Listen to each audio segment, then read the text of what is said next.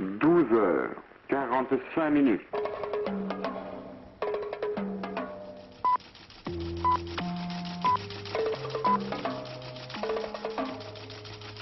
12h45, 10 secondes.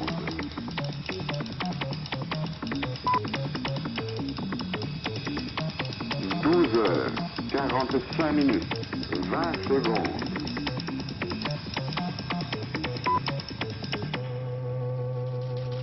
12h45, 30 secondes. Madame, mademoiselle, monsieur, bonjour. C'est le Gers, département célèbre pour la qualité de son accueil qui reçoit le Tour de France aujourd'hui, un Tour de France qui va traverser pratiquement tout le département et qui donc, par la même occasion, reçoit les caméras de direct d'Antenne 2 midi. Nous sommes installés très exactement à Préchac. Je pense que vous ne connaissez pas cette petite commune du Gers, Préchac, dont l'église est juste derrière moi et nous venons de vous la faire admirer sur les premières images donc de cette émission. Préchac, une petite commune de 140 habitants à peu près, située à une vingtaine de kilomètres d'Auch. Les habitants, vous ne les verrez pas pour l'instant, ils sont bien sûr tous massés à quelques dizaines de mètres d'ici, le long d'une petite route qui est une départementale, et ils attendent tout simplement 13h10, 13h14 à peu près, pour voir passer le peloton du Tour de France, un peloton qui a pris la route ce matin sous la pluie, je dois le dire, la pluie qui nous accompagne durant pratiquement tout ce Tour de France depuis le début. Un peloton qui a pris le départ donc à Agen et qui se retrouvera ce soir à Pau. Pau, c'est le pied des Pyrénées. Et les choses extrêmement sérieuses commenceront demain. Vous voyez ces champs qui nous entourent, ils prouvent que la commune de Préchac est une commune essentiellement agricole, et c'est donc d'agriculture dont nous allons parler aujourd'hui, d'agriculture mais aussi de vie rurale et des autres occupations des agriculteurs. Et donc pour parler de tout cela, eh bien, nous avons invité dans ce champ, c'est quoi ça, c'est de l'orge, voilà, c'est de l'orge de printemps. Nous avons invité Michel Faux, le président du CNJA. Un rapide portrait avec Jean-Louis Calmejane. Michel Faux, 33 ans, marié, père de 3 filles, est déjà un vieux routier du syndicalisme. Avant de devenir exploitant agricole, comme son père, il a fréquenté l'école primaire de Campuac, village de l'Aveyron dans lequel il est né et dont il est aujourd'hui conseiller municipal. Comme beaucoup de syndicalistes agricoles, il a fait ses premières armes au sein de la JAC, la Jeunesse agricole catholique, après avoir fréquenté l'école primaire de Campuac, le CES d'Espalion et l'école agricole de Larocque. Pendant plusieurs années, il est responsable du secteur économique au sein du CNJA, membre du Conseil économique et social depuis 1977. Il est président des jeunes agriculteurs depuis 1978. Dans 2 ans, il devra céder sa place de président. Il sera en effet atteint par la limite d'âge. À 35 ans, on n'a plus le droit à l'appellation jeune agriculteur. Gageons que Michel Faux continuera de militer au sein de la FNSEA. Il sera peut-être attiré par la politique, comme c'est le cas aujourd'hui pour de nombreux syndicalistes agricoles chevronnés. C'est vrai ça, Michel Faux, la politique vous attire ? En disant que pour l'instant, elle ne m'attire pas du tout. J'ai la chance de rencontrer un certain nombre d'hommes politiques et j'avoue que je préfère faire mon travail de syndicaliste parce que je crois à la profession que je défends plutôt que de faire de la politique. Alors je ne pense pas que ce soit pour demain. Il y a moi un agriculteur ici qui sera pas très content, c'est celui qui est le propriétaire de ce champ. Nous sommes en train de piétiner joyeusement ces prochaines récoltes. Une question tout de même que tout le monde commence à se poser, je crois, dans le monde agricole. C'est le temps. On a de la pluie depuis le début du Tour de France, mais il pleut depuis bien plus longtemps. Ici même, d'habitude, il y a du soleil en cette saison, il pleut beaucoup. Alors est-ce qu'on commence à parler de problèmes pour les récoltes ? Mais de problème pour l'immédiat, disons pas tout à fait, parce qu'en ce qui concerne la récolte des céréales, pour l'instant, ce n'est pas tout à fait la saison. Mais là où il y a de sérieux problèmes, c'est en ce qui concerne en particulier la récolte des fourrages pour l'élevage. Et personnellement, j'ai à l'heure actuelle des bottes de foin qui sont sous la pluie. Il est bien évident que pour nous, c'est quelque chose d'assez inquiétant. Mais je dirais que malheureusement, le temps, ça fait partie des problèmes de l'agriculture. Et nous sommes obligés de composer avec. Parfois le temps, ça fait partie des problèmes d'agriculture, mais tous les Français le payent. Il y a eu l'impôt sécheresse en 1976. Alors est-ce qu'il va y avoir un impôt humidité en 1980 ? Non, ça serait un comble. Je pense qu'à l'heure actuelle, il faut qu'on comprenne que l'agriculture est un secteur fragile parce qu'elle s'est modernisée et dès qu'il y a un accident climatique important, il est bien évident qu'il y a des agriculteurs qui ont du mal à résister. Enfin, je pense que là aussi, le bon Dieu nous donnera un coup de main et que le temps s'améliorera pour que, disons que prochainement, on puisse récolter nos récoltes dans de bonnes conditions et qu'on ne soit pas obligé de faire appel, je dirais, à la solidarité nationale. Je ne le souhaite pas personnellement. Le bon Dieu en ce moment n'est pas en train de nous faire un cadeau, il nous fait tomber de grosses gouttes d'eau sur le dos. En tous les cas, pendant que nous parlons, Michel Faux, les coureurs du Tour de France roulent assez rapidement, semble-t-il. L'étape d'aujourd'hui conduit donc 114 hommes, très exactement, d'Agen à Pau. Le maillot jaune, bon, vous le savez, c'est Bernard Hinault. qui a pris la route comme tout le monde, avec son genou, comme tout le monde aussi ce matin. Et Alain Teller était sur la ligne de départ, et Alain Teller a rencontré sur cette ligne de départ Cyril Guimard, que nous retrouvons donc au départ ce matin. Non, bon, enfin, ça commence à bien faire, parce que d'une part, il n'y a pas que Bernard qui a des problèmes, on ne parle que des siens. 12 heures, tout le monde s'y 50 intéresse minutes, beaucoup. 10 secondes. Enfin, si on s'y intéresse, c'est parce qu'il y a quelque chose de réel tout de même. Oui, bah heureusement, sinon on ne 12 heures, s'amuserait pas à faire 50 ce genre de minutes, choses. 20 secondes. Mais il ne faut pas non plus augmenter l'importance. Bon, à partir du moment où il y a des problèmes de ce genre, il est bien 12 évident heures, qu'au niveau de la 50 course, ça peut avoir minutes, des incidences. 30 Quand Bernard est secondes. fin stratège, on peut supposer que c'est aussi un coup de bluff pour faire un truc dans les Pyrénées. Oui, pourquoi pas, après tout. Hein. 12 heures, Et je crois savoir 50 que beaucoup de minutes, soigneurs et de 40 médecins sont secondes. proposés de soigner le genou de Bernard. Oui, non, mais il y a toujours beaucoup de monde dans ces cas-là. Mais enfin, il faut dire qu'il y a aussi beaucoup de publicité à prendre derrière. Au 4e stop. Et qu'est-ce que vous avez reçu Il comme sera proposition? exactement Oh, je les compte plus d'abord. Pour une 12 bonne raison, c'est que heures, je peux plus y répondre. 51 minutes. Bien, voilà donc les impressions de Cyril Guimard ce matin au départ de cette étape, la dernière avant l'ascension des grands cols des Pyrénées. Nous retrouvons le Tour de France tout à l'heure après Châtres, bien sûr. Mais pour l'instant, Gérard Mérigot, je pense que nous avons le temps. Les coureurs sont à Florence, donc il leur reste encore pratiquement 20 minutes à 22 minutes avant d'être ici. Nous avons le temps de vous retrouver pour 12 parler un heures, peu des nouvelles de cette journée. 51 Entendu minutes. Patrick, à tout à l'heure. 20 Parmi les secondes. principaux titres sur lesquels nous allons revenir, Force ouvrière, à son tour, dit non au projet de réduction du temps de travail proposé par le 12 CNPF. heures, Seule la 51 CFDT n'a minutes, jusqu'ici pas fait 30 connaître sa secondes. position. Je vous rappelle que les autres syndicats ont également dit non. Suite du voyage de Valéry Giscard d'Estaing en Allemagne, le président de la 12 République heures, est aujourd'hui en 51 Bavière, le minutes, fief de Franz 40 Josef secondes. Strauss, le principal adversaire politique d'Helmut Schmidt. 7 ans après l'accident d'avion qui s'était produit près de Nantes entre deux avions espagnols et qui avait Au fait 68 4e morts, stop. l'État français Il jugé sera responsable. exactement Réunion aujourd'hui des cadres et des 12 responsables heures, du RPR. 52 Parmi minutes. les dossiers évoqués, la candidature à la présidence de la République de Michel Debré. Et puis, tout de suite, cette information qui nous est parvenue tout en fin de matinée. Monsieur Maury 12 Larivière, heures, le PDG enlevé, 52 serait minutes, vivant. 10 Manuel, le secondes. fils du vice-président du CNPF, a en effet indiqué ce matin qu'une lettre écrite de la main de son père était 12 parvenue à la heures, famille. 52 minutes. 20 Michel Maury secondes. Larivière était donc vivant samedi dernier. Ce jour-là, il en a fait écrit une lettre à sa famille. Cette lettre est arrivée lundi au domicile familial de 12 heures, Confolens. C'est le fils de 52 l'otage minutes, qui a donné cette 30 nouvelle ce matin en secondes. précisant que son père semblait être en bonne santé. Après le déploiement des forces de l'ordre en vain hier dans la région de Périgueux, 12 les heures, policiers ont renoncé ce 52 matin à leur minutes, contrôle sur les routes. 40 secondes. À Confolens, on attend, en lisant des quotidiens régionaux qui assurent qu'il s'agit désormais d'une question d'heure. Tandis que le directeur adjoint de la police judiciaire, M. Gévaudan, déclare Au « Vous aurez 4e tous les stop. éléments quand le dénouement Il sera sera intervenu exactement ». Ce qui laisse à penser que la police en sait 12 plus qu'elle ne le heures, dit, notamment sur les 53 contacts minutes. noués entre la famille de l'otage et les ravisseurs. Ceux-ci semblent agir avec un grand sang-froid. Force ouvrière ne signera donc pas le protocole d'accord sur la réduction du 12 temps de travail heures, proposé par le 53 CNPF. minutes, Seule la 10 CFDT secondes. jusqu'à présent n'a pas fait connaître sa position. Tous les autres syndicats, la CGT, la CFTC et la CGC ont également dit non 12 aux heures, propositions du patronat. 53 minutes, Est-ce que cela 20 signifie, secondes. Jacques Perrineau, que ce projet est définitivement enterré ou est-ce qu'il a des chances de survivre?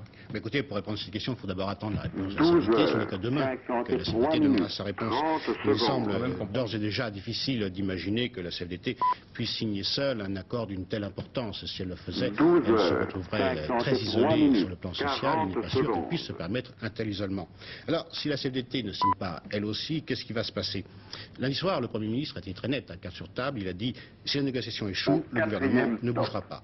Il sera Donc, a priori, exactement pas de système de repêchage du côté gouvernemental. 12 heures, Mais le président de la République avait dit à 54 M. minutes. Bergeron que si la négociation sur le temps de travail échouait, il le reverrait pour parler de la 5e semaine. Donc, il y a une porte qui n'est pas tout à fait fermée. Je crois d'une manière générale qu'il est 12 un petit heures, peu tôt, que la situation est peut-être un petit peu 54 chaude, minutes, pour 10 qu'on puisse secondes.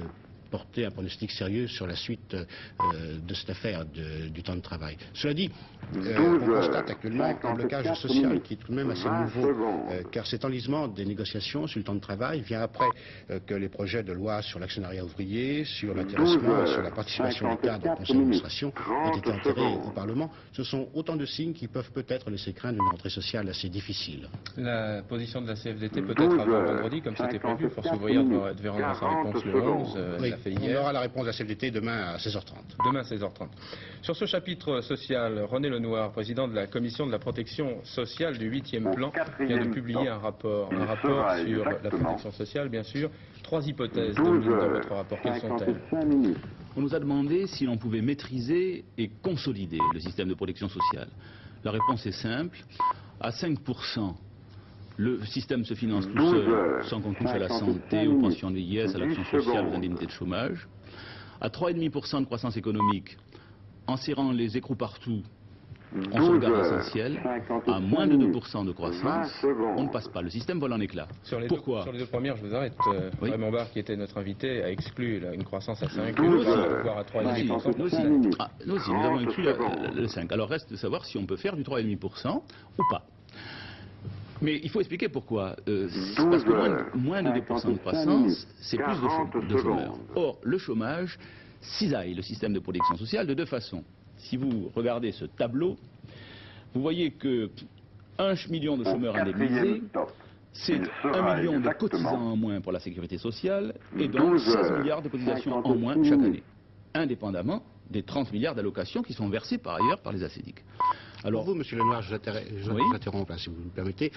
Le déficit de la sécurité sociale, c'est donc essentiellement lié au chômage. Pour l'instant, oui. Et ce n'est pas dû à une consommation excessive de la population en soins médicaux. Non, il faut être très, très mesuré là-dessus, n'est-ce pas? Les dépenses de santé vont trop vite, à 7 ou 8 points plus vite que la PIB. On ne peut pas aller très longtemps comme ça. Mais pour l'instant, nous sommes à un pourcentage équivalent à celui de l'Allemagne ou des États-Unis ou de la Grande-Bretagne. En fait, dans l'immédiat, ce qui fait l'essentiel de la préoccupation, le problème majeur pour le système de protection sociale, c'est l'extension ou la régression du chômage. Tout évidemment, que peut-on faire, n'est-ce pas?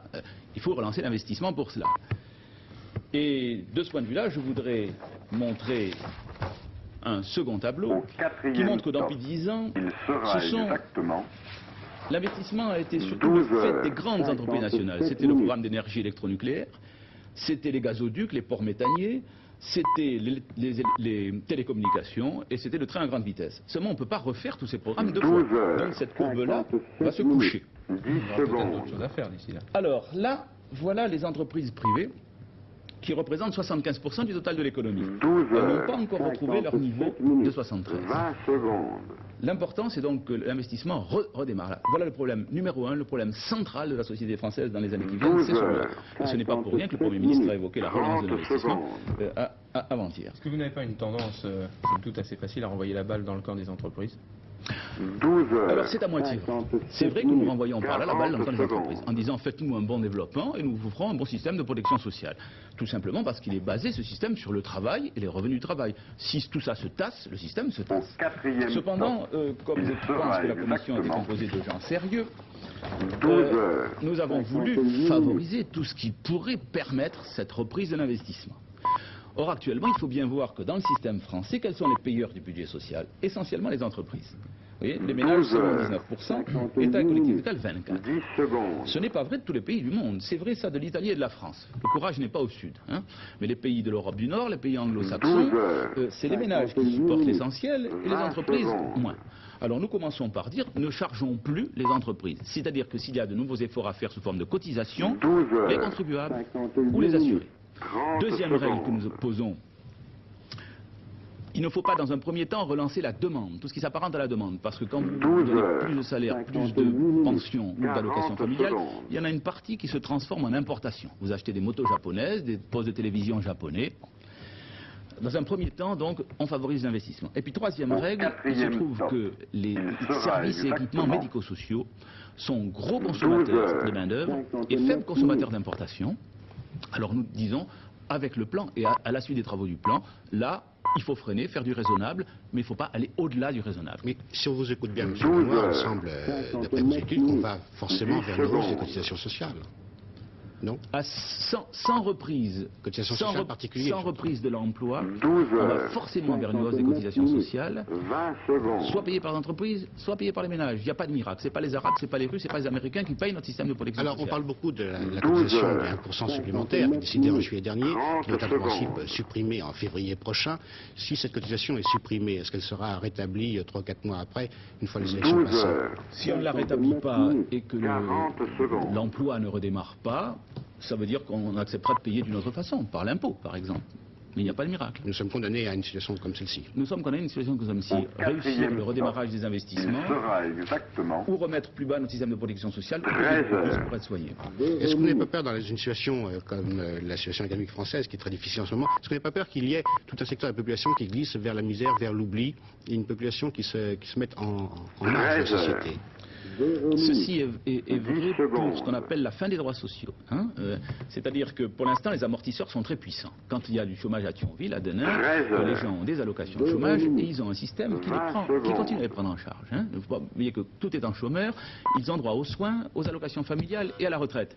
Simplement, dans le système nouveau, au bout de 3 ans, s'ils ont moins de 50 ans, et au bout de 5 ans, s'ils ont plus de 50 ans, ils perdent ces droits sociaux. Alors c'est là que ce que vous venez d'évoquer, ce risque pourrait se concrétiser si cette règle n'était pas changée. 40 secondes. Nouvelle étape du voyage de Valéry Giscard d'Estaing en Allemagne fédérale. Le président de la République est aujourd'hui à Würzburg, une petite localité bavaroise dont la capitale régionale est Munich. La Bavière, le fief de Franz Josef Strauss, le principal adversaire politique du chancelier Helmut Schmidt. Le reportage d'un de nos envoyés spéciaux, Michel Meyer. Würzburg, place de la Résidence, l'une des plus vénérables de la Bavière. Une région allemande qui est un peu un pays dans le pays. 10 secondes. Là encore, accueil très chaleureux pour le président français. À ses côtés, le leader bavarois Franz Josef Strauss, chef de l'opposition et adversaire de Helmut Schmidt dans la lutte pour le pouvoir à Bonn.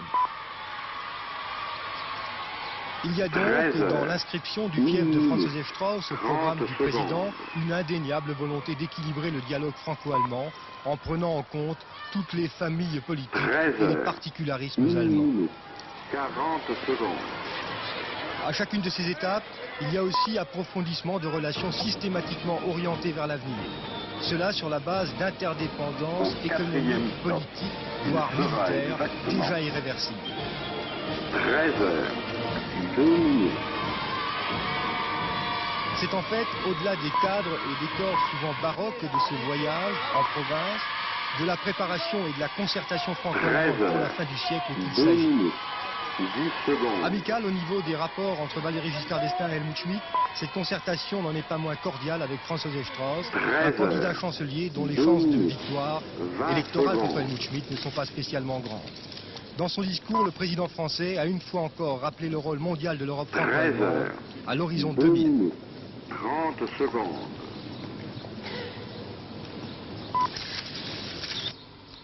Puisque nous sommes deux pays ayant une forte vitalité, 40 secondes. nous devons corriger ensemble une anomalie de l'histoire. Une anomalie à laquelle nous nous sommes habitués, et l'habitude est toujours si forte qu'elle finit par tenir lieu de pensée. 13h. Nous nous sommes habitués à l'effacement de l'Europe dans les affaires du monde. Mais c'est une situation anormale. Elle ne s'était pas produite au cours du dernier millénaire. Il n'y a pas de raison qu'elle se prolonge. Et c'est pourquoi je souhaite que nous mettions fin à cette anomalie et que grâce à notre effort commun, bien entendu avec nos partenaires de la communauté économique européenne, bien entendu aussi en tenant compte de l'existence des autres pays d'Europe qui ne font pas partie de notre communauté, mais qui partagent en réalité le destin de l'Europe. Ensemble, nous devons rendre sa place, sa voix et son influence à l'Europe dans les affaires du monde.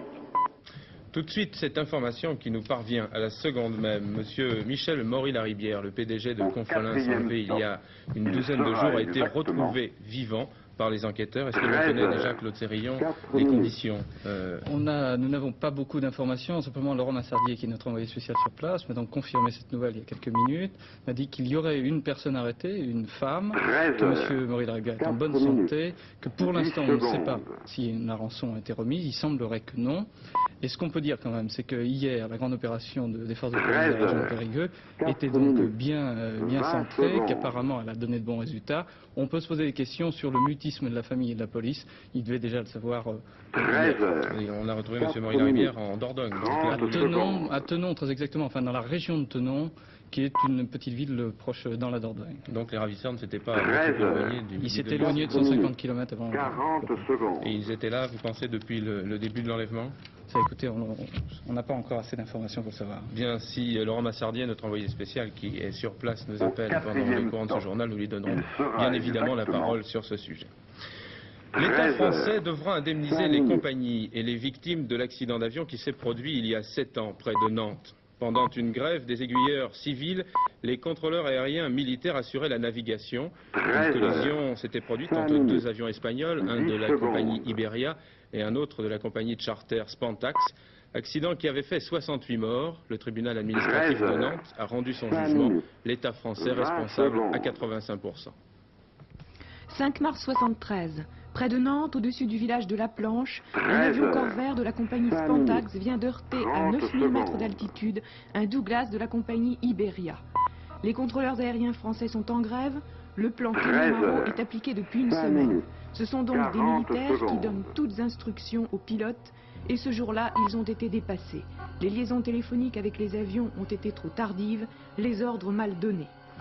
7 ans après, le tribunal administratif de Nantes a rendu son jugement. Il estime que la France engage la responsabilité de l'État à 85%, celle du pilote du Corvair à 15%. Depuis 1973, le plan Clément Marot n'a plus jamais été appliqué en France. Politique française, réunion importante du RPR aujourd'hui. À l'ordre du jour, entre autres sujets, la situation créée par la candidature de Michel Debré aux élections présidentielles. Nous allons y venir dans un instant. Auparavant, Bernard Pont, je voudrais vous poser une question plus personnelle. Votre mouvement et vous-même vous êtes prononcé contre l'application du ticket modérateur d'ordre public.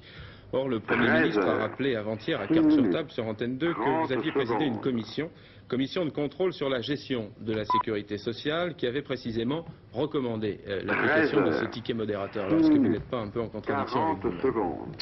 Je sais que le Premier ministre m'a mis en cause au cours de l'émission Carte sur Table, mais je dirais que le peu de cas qu'il fait de la vie parlementaire excuse sans doute le fait qu'il connaît mal le fonctionnement des commissions de contrôle et des commissions spéciales.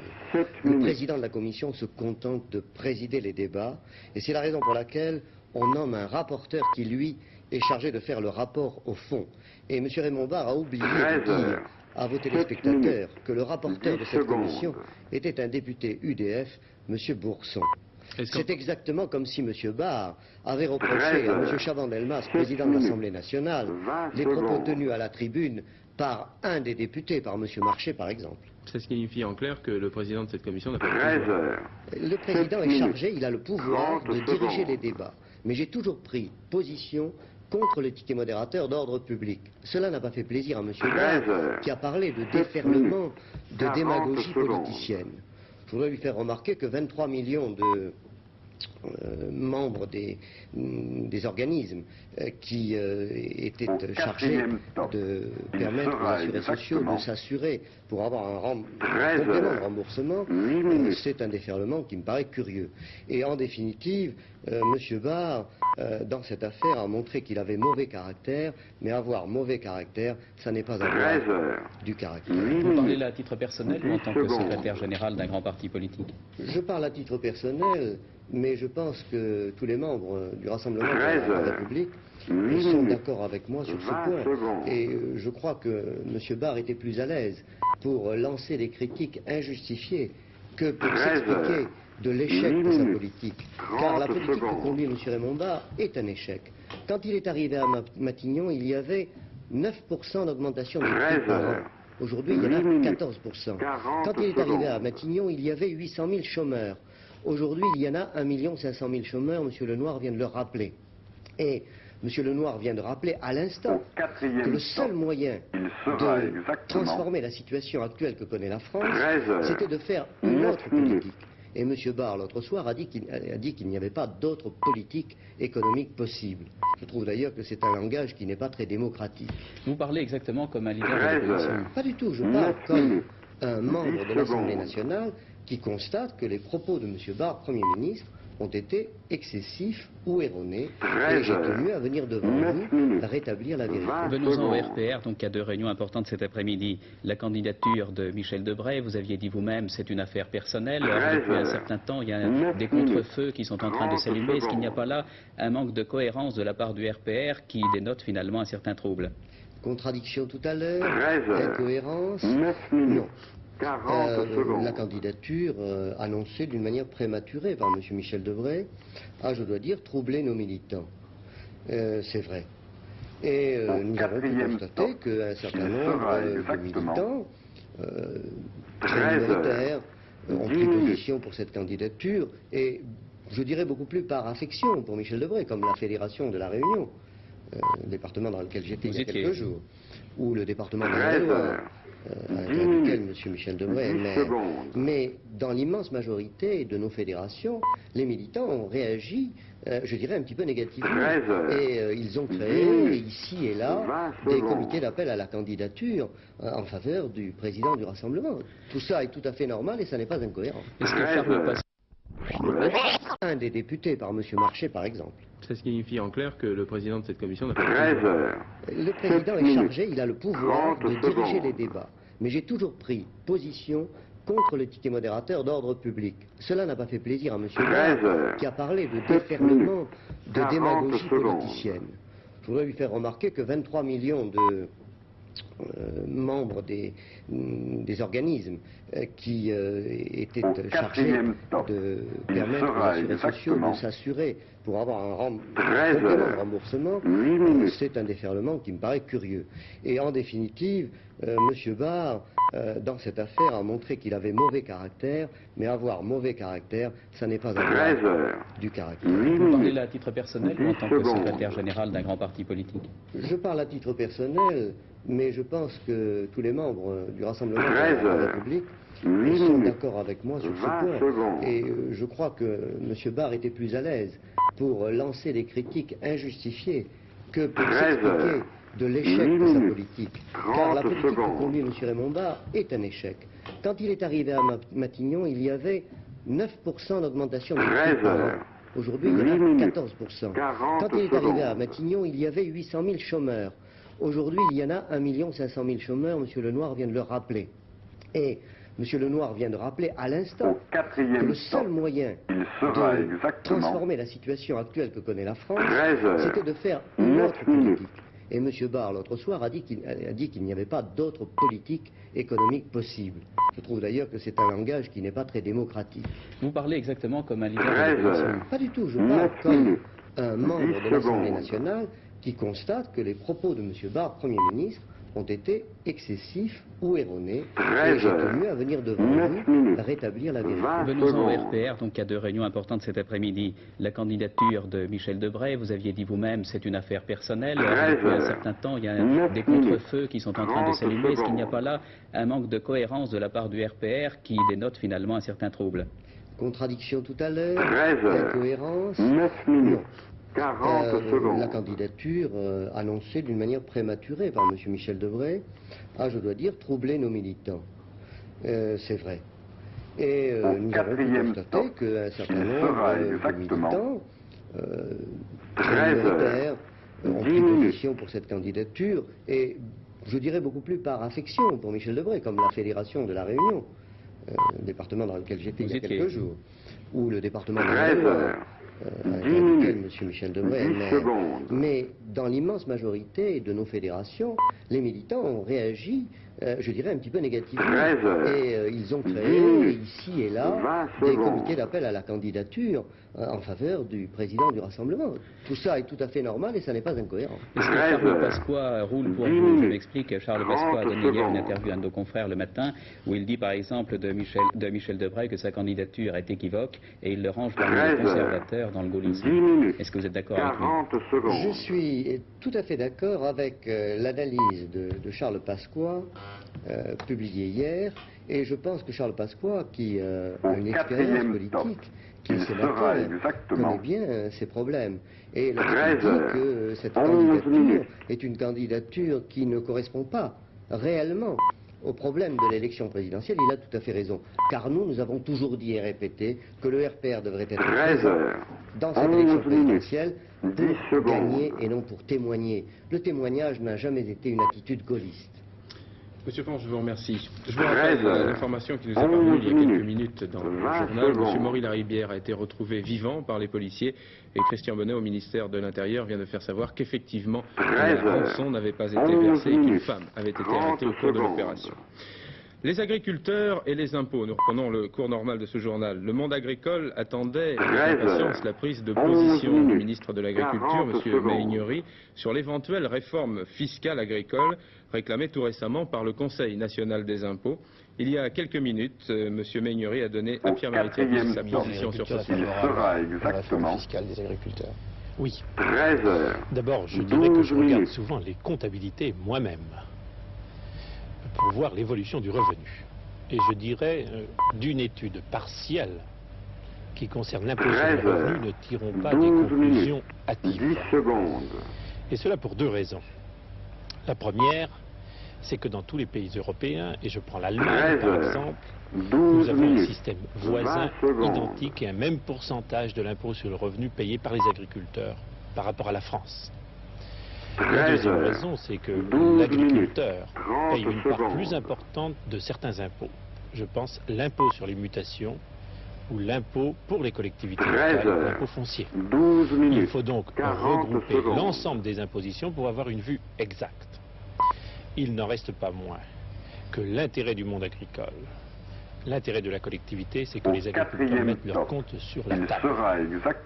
Voilà, bien écoutez, ce dossier doit passer à Patrick Lecoq, notre invité, puisqu'il est le président du CNGA, le Centre national des jeunes agriculteurs.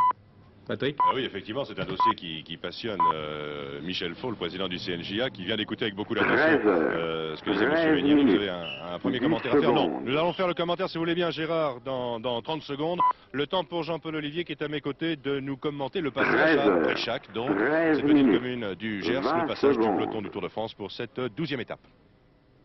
Eh bien, Préchac est situé exactement au kilomètre 66 de cette étape Agen-Pau qui compte exactement 193 km 500. Le peloton s'avance donc ici vers nous. Nous sommes au carrefour qui mène à la localité.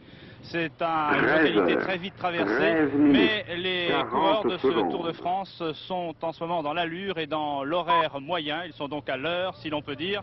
Et ils vont donc arriver près de nous, tous les concurrents qui ont quitté ce matin Agen avec un leader qui s'appelle, comme vous le savez, Bernard Hinault, qui porte donc le maillot jaune sur les épaules, alors que Yann Rass porte le maillot vert. Bernard Hinault, vous l'apercevez là-bas, sur la droite de la route.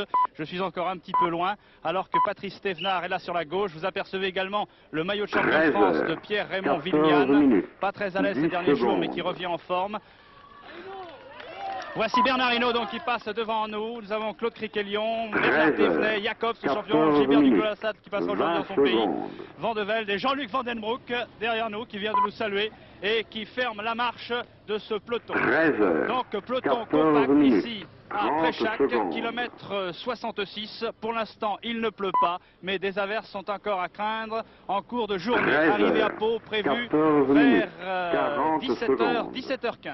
Et la grave question, Jean-Paul Olivier, c'est qui commente l'arrivée aujourd'hui?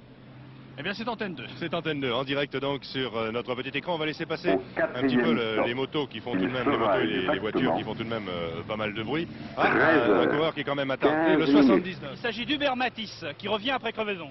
Bien, et qui va rattraper certainement le peloton. Tenez, Michel Faux, poussez-vous un tout petit peu. Nous allons mettre sur ce petit bouquet d'arbres qui nous permettra de nous abriter du soleil. C'est un comble aujourd'hui de s'abriter du soleil, mais pas toujours facile. Donc vous avez entendu là, les propos de M. Méniori, qui je pense a suivi lui aussi ce passage du peloton. Cette réaction, comment les agriculteurs ont-ils réagi à ce rapport du comité des impôts? Je pense que les agriculteurs ont été très surpris de voir disons, les condamnés parce que soi-disant ils faisaient la fraude fiscale. Or, c'est tout à fait faux, puisqu'en fait, on applique un système qui a été mis en place par une loi, et je dirais que en ce qui concerne les forfaits qui sont fixés annuellement au niveau de chaque département, il y a une commission qui les fixe, qui est composée de l'administration et de la profession. Donc pour moi, il ne peut y avoir à aucun moment fraude fiscale. Ce qui m'inquiète beaucoup plus, par contre, c'est que dans la partie proposition, l'on dit que le système au réel, qui donc devrait imposer les agriculteurs sur ce qu'ils gagnent vraiment, ne serait pas le meilleur système parce qu'il a une rentabilité très faible pour l'administration des finances. Et on semble comprendre qu'on voudrait plutôt garder le système au forfait. Je dis que cela est très grave parce que finalement, on voudrait pérenniser un système qui n'est pas bon, car il ne prend pas en compte les réalités de l'agriculture, alors que nous, au niveau des jeunes agriculteurs et au niveau de la profession à l'heure actuelle, nous préférons partir sur un système qui prend en compte la réalité des choses, c'est-à-dire le système réel.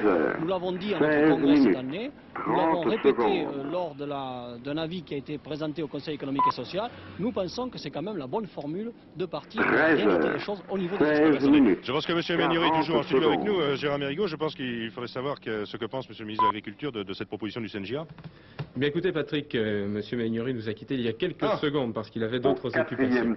Voilà, le peloton est passé et a donc interrompu le propos du ministre de l'Agriculture. Enfin, nous allons continuer, si vous voulez bien, avec vous, Michel Faux. Nous allons continuer aussi avec le maire de Préchac. Nous allons un peu aller vers l'intérieur, vers le village, si vous voulez bien. Vous me suivez? Monsieur le maire, alors Préchac, je l'ai présenté très rapidement au début de cette émission. Je disais à peu près 140 habitants. Nous sommes dans la réalité? 144 exactement depuis les derniers recensements. Et disons que c'est la population 17 minutes, 20 secondes. Elle se maintient, c'est-à-dire que depuis une vingtaine d'années, il n'y a pas, disons, désertification? Si, depuis déjà une vingtaine d'années, déjà ça s'est dépeuplé. 13 heures, 17 minutes, 30 secondes. La population risque peut-être plutôt de s'accroître un petit peu. Je pense que c'est le fait que... 13 heures, 17 minutes, 40 secondes. On aura besoin de revenir un peu respirer l'air de la campagne. Hein. Tenez, on va se glisser légèrement sur le côté là, je pense, pour se mettre un petit peu au soleil. Encore que la caméra est derrière nous, ce qui n'est pas très pratique pour avancer. Nous allons laisser passer notre caméra. Voilà, il est maintenant devant. Vous dites 144 habitants, plutôt jeunes ou quelle est la moyenne d'âge ici? Pour la moyenne d'âge, disons, il y a encore pas mal de jeunes, hein, mais enfin la moyenne d'âge se situe peut-être dans les 30-40 ans. Et ces jeunes trouvent du travail ici? Bon, disons que les jeunes actuels sont, disons, sur l'exploitation. Bien, mais voilà, nous sommes dans le cas type d'un village, donc comme il y en a beaucoup en France, il y en a d'autres qui ne connaissent pas ce processus de désertification justement que l'on remarque dans pas mal de régions françaises.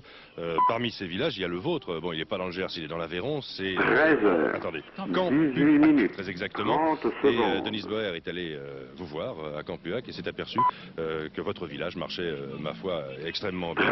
Donc c'était peut-être hélas au détriment des autres villages. Mais nous allons le constater sur ce reportage de Denise Boer, donc tourné à Campuac, le village de Michel Faux. Au 4e stop, il sera exactement 13 heures, 19 minutes. Le département de l'Aveyron n'échappe pas depuis une dizaine d'années aux problèmes de désertification et de dépopulation. À Campuac, une équipe d'hommes, parce qu'elle a su se grouper, s'entendre et réfléchir, a travaillé au maintien des jeunes au pays. La population en 10 ans a augmenté de 8%. Certains avaient quitté la terre, ils sont revenus. D'autres, grâce au dynamisme du maire et ses administrés, sont restés. Pour les faire rester, 3 impératifs: le travail, le logement, les sports et les loisirs. Campuac a su créer les 3. Je dois vous dire que j'ai eu la chance d'être entouré d'une équipe particulièrement solide qui m'a fait confiance. Et nous nous sommes donc lancés pour essayer de maintenir et de développer cette ville locale. Et est-ce que Campuac aujourd'hui est un village qui se suffit à lui-même? C'est peut-être un peu prétentieux, mais à Campuac, il y a quand même une certaine vie autonome. Et c'est ce qui explique justement ce maintien de la population et ce maintien des jeunes en particulier qui aiment leur village et qui reviennent quand les exigences du travail les conduisent ailleurs, mais qui ont plaisir à revenir ici. Vous n'avez jamais pensé quitter la campagne pour la ville? Non, pas du tout, je ne pensais. Je me plais à la campagne, je suis bien ici. Je travaille dans une entreprise qui j'ai été licencié pour un manque de travail. Il y avait trop de personnel, quoi. Vous avez un CAP de... J'ai un CAP d'ajusteur. 13 heures, 20 minutes. Je suis resté pendant 2 mois et demi au chômage. Et avec un cherchant dans le coin. 13 heures, ici. 20 minutes, 40 secondes.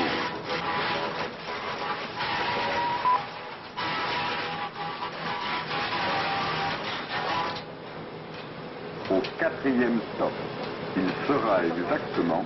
À Campuac, grâce à l'aide du comité d'expansion économique du département et surtout la bonne volonté de ceux qui ont eu le courage de rester, les artisans sont devenus créateurs d'emplois.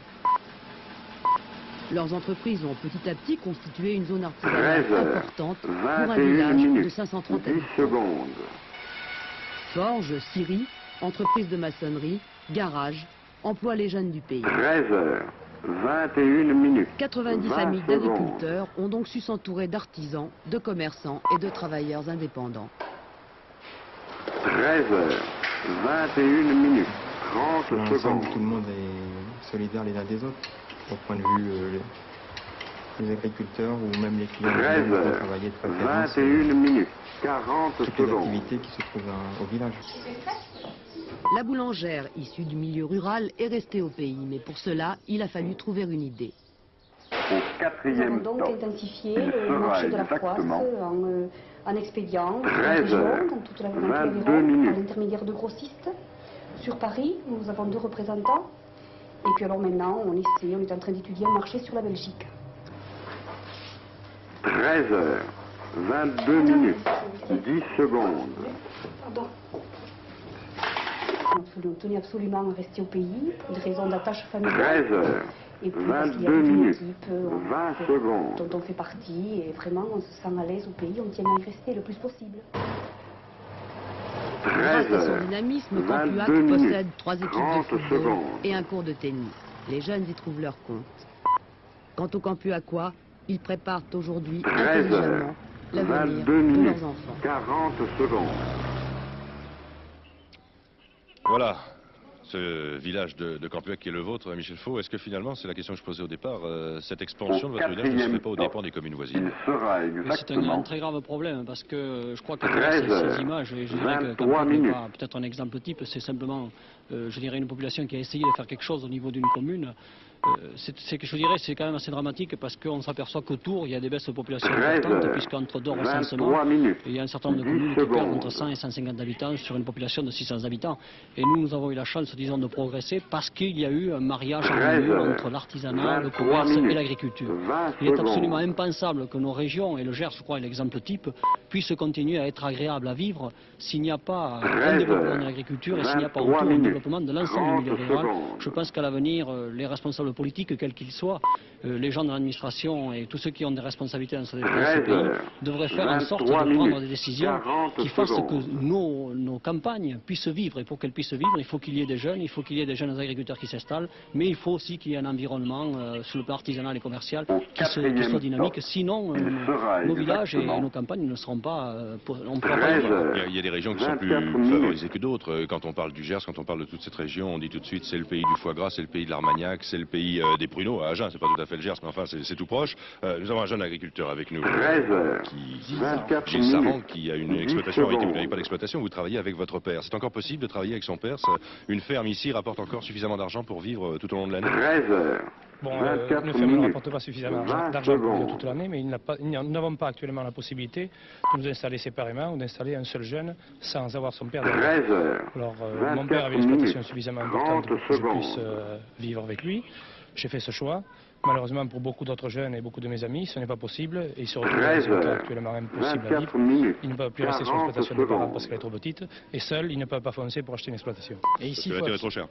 Parce que la terre est trop chère et parce que notre gros handicap dans ce département, c'est la propriété foncière. Enfin, un handicap, disons que c'est une tradition. Nous n'avons pas la possibilité de faire autrement. Nous sommes obligés de passer par l'achat de la propriété.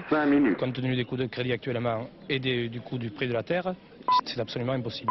Jean-Louis Calmejean. Oui, Gilles Saran, je crois que vous faites chez vous du foie gras d'oie, parce que je sais pas 13 si vous savez, heures. De canard. 5 minutes. Mais enfin, le fait est que le Gers est le premier département producteur de foie gras en France, mais de foie gras d'oie. Les Landes produisent plus de foie gras, mais surtout alors de canard. Hein. Et cette année, le Gers a augmenté sa production de foie gras de 25%. Alors, c'est un élevage qui permet, qui ne demande pas beaucoup d'investissement, donc intéressant pour les jeunes agriculteurs.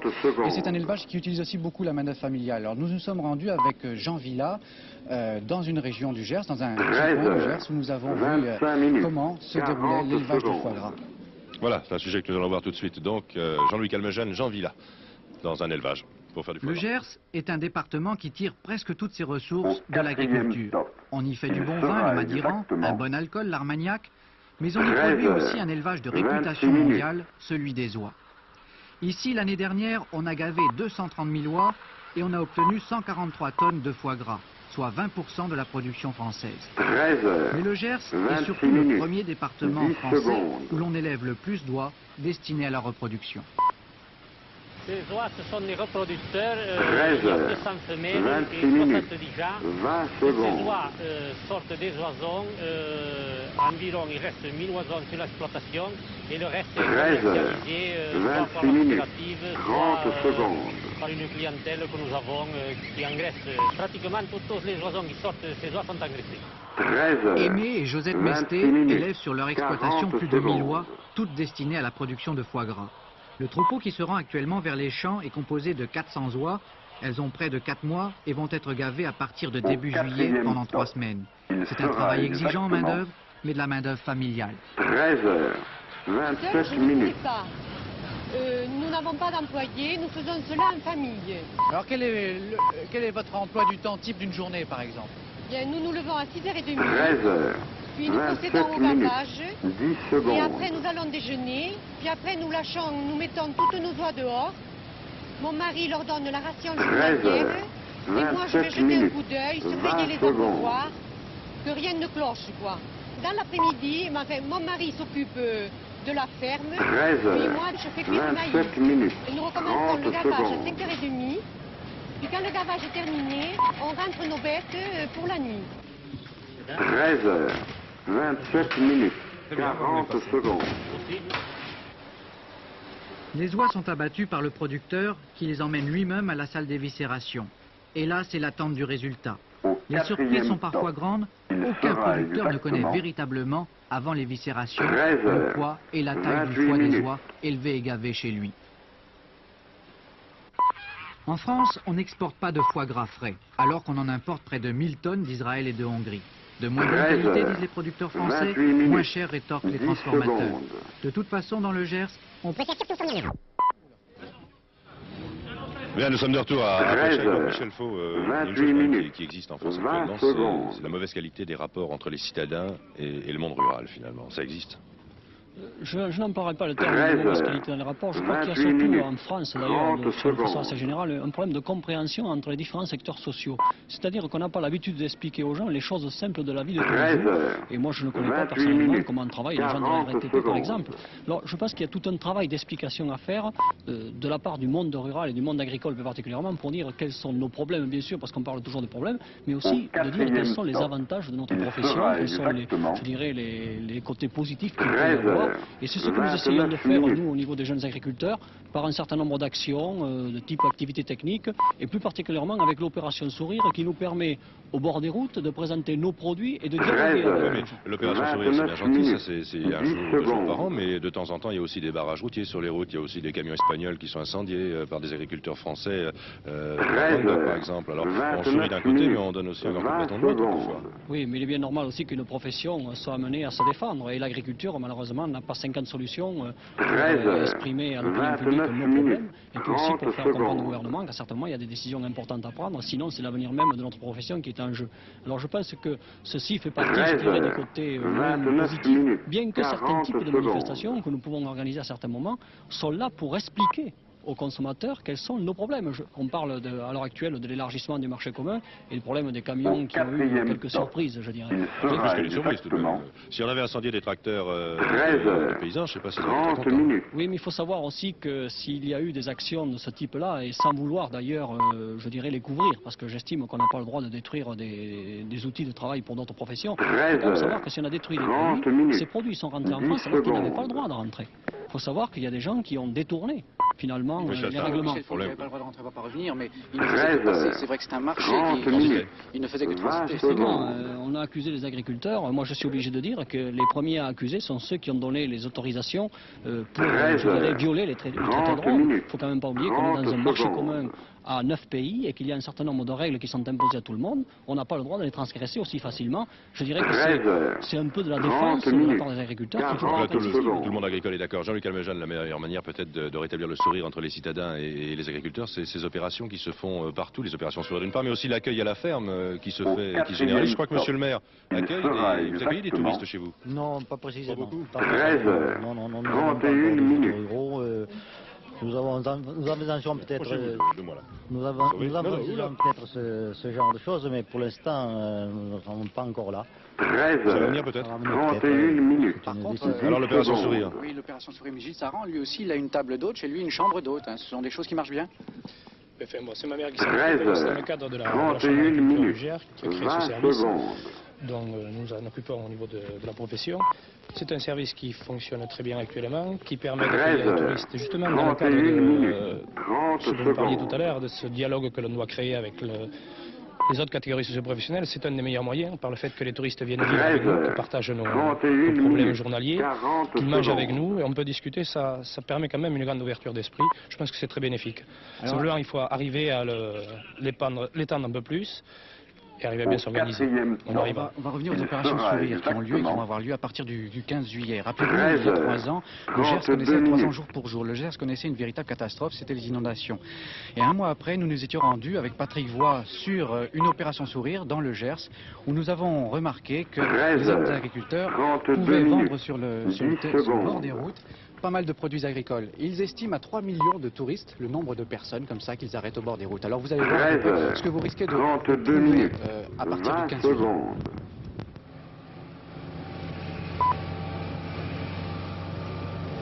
13h, 32 minutes, 30 secondes. Bonjour messieurs, nous vous offrons des dégustations gratuites des produits de la région. Au stand qui est sur votre gauche là. Très bien, qu'est-ce que c'est comme produit? 13h, 32 minutes, 40 secondes. D'Armagnac, de vin de Sémone, de Madeira, et j'en saute, il y en a au moins 40 produits différents sur le stand. Et dans quel but vous faites ça? On fait ça dans le but de faire connaître nos produits régionaux. Et c'est les coopératives qui nous livrent les produits, comme elles ressemblent la majorité des agriculteurs. 13h, 33 minutes. Depuis 12 ans, et à la même époque, les jeunes agriculteurs arrêtent les touristes sur le bord des routes pour leur proposer de goûter leurs produits. En plus du Gers, cette année, 33 autres départements français connaîtront ce genre d'opération pendant les week-ends du 14 juillet, du 1er et du 15 août. Et ce sont 102 stands qui offriront la possibilité aux vacanciers de découvrir des produits de la gastronomie régionale. L'occasion est idéale pour se détendre après de longues heures de route et surtout d'engager le dialogue avec les jeunes agriculteurs. Vous connaissez la rillette, madame? Vous connaissez 13h, 33 minutes, 40 secondes. La carcasse et le reste de confit. La viande de confit. Vous en donnez combien? Ça vaut combien? 4 francs? 4? Au quatrième stop, il sera exactement Cette année, certains départements échangeront leurs produits. Ainsi, dans le Finistère, vous aurez l'occasion de trouver, en plus des produits bretons, quelques exemplaires de produits typiques de l'Aude. Et réciproquement, si vous vous arrêtez à une opération sourire, dans l'Aude. En règle générale, bien entendu, cette opération engendre le sourire, mais comme partout, il y a l'exception qui confirme la règle. 13h, 34 minutes, 20 secondes. Allez. Allez-y, passez, c'est pas grave, c'est pas vrai que je vais être en colère. 13h34 minutes, 30 secondes. Voilà l'opération Sourire en province, dans les provinces de France. C'est aussi les groupes folkloriques que l'on rencontre. Mais je crois, Gérard Mérigot, que vous avez un rappel de l'information essentielle de cette journée à nous donner. Donc, je vous rends l'antenne et j'espère que vous me la rendrez pour que nous puissions écouter le groupe de Préchac. Patrick, cette information, je vous le rappelle, qui nous est parvenue dans le courant de ce journal, M. Maury Laribière, le PDG de Confolens, il y a 11 jours, a été retrouvé vivant par la police et il est en bonne santé. Une femme a été arrêtée au cours de l'opération qui a amené à découvrir M. Maury Laribière. Nous avons quelques détails qui nous parviennent à l'instant. Le vice-président du NPF, du CNPF, dit cette information a été délivrée à midi par les policiers au cours d'une vérification de routine dans une villa qui a été louée il y a quelques jours par des inconnus. C'est ce qui avait attiré l'attention des responsables de l'Office de répression du banditisme. Selon l'Office de M. Maury Laribière, la famille avait eu des contacts dès le premier jour de l'enlèvement de leur père. La rançon, c'est ce qu'on a indiqué en tout cas au ministère de l'Intérieur tout à l'heure, n'a pas été versée. Voilà donc M. Maury Laribière retrouvé vivant, une femme arrêtée au cours de l'opération, une opération de routine qui a amené heureusement à découvrir le PDG en bonne santé. Voilà, je vous rappelle que le journal d'Antenne de Midi sera demain toujours sur la route du Tour de France à l'occasion de la grande étape pyrénéenne, 5 cols. L'invité sera Louis Secanet et les caméras d'Antenne de Midi seront plantées au col du Soulor. Voilà donc pour cette édition. Merci de votre attention. À demain. 13h36 minutes, 10 secondes.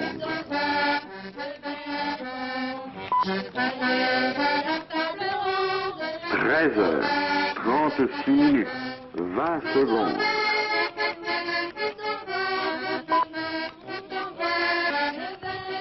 13h36 minutes, 30 secondes.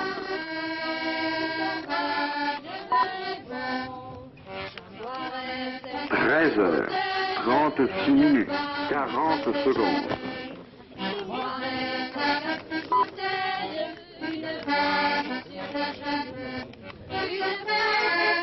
Au quatrième stop, il sera exactement 13h37 minutes.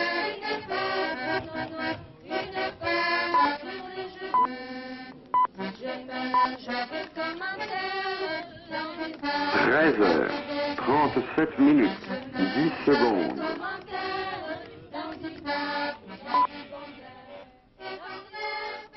13h37 minutes.